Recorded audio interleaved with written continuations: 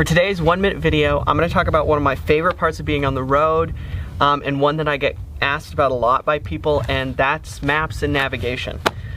So without any further ado, let me start my 1-minute timer and get into this. Okay, so the first thing I use for maps is like a general regional map or atlas, something that gives me a grand sense of the whole area I'm in. So this is a map of the Western United States.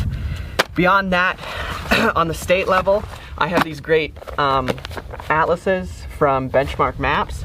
As you can see, I've spent most of my time in California, and it gets beat up and used all the time. I love these.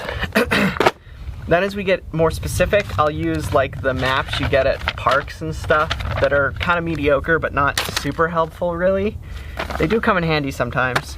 But for parks specifically, I really love these line of maps from National Geographic. They've got great hiking trails, 4x4 trails, sites of interest, little facts about the park. They're pretty cool.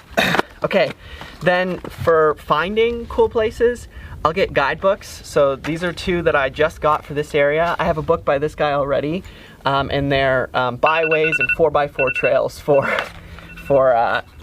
Utah. And I'm gonna go a little bit over. The other thing I use is my phone. So I do use Google Maps.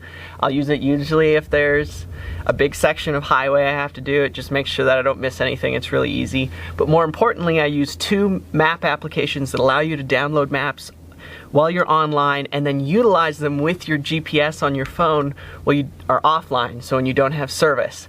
So the two that I use are Maps.me, and more recently the one I'm using pretty much exclusively is Gaia Maps, which is really awesome. It's a super powerful software. I think you should check it out if you're into this whole scene. Anyway, sorry for going a bit over, but that's it for today's 1 minute.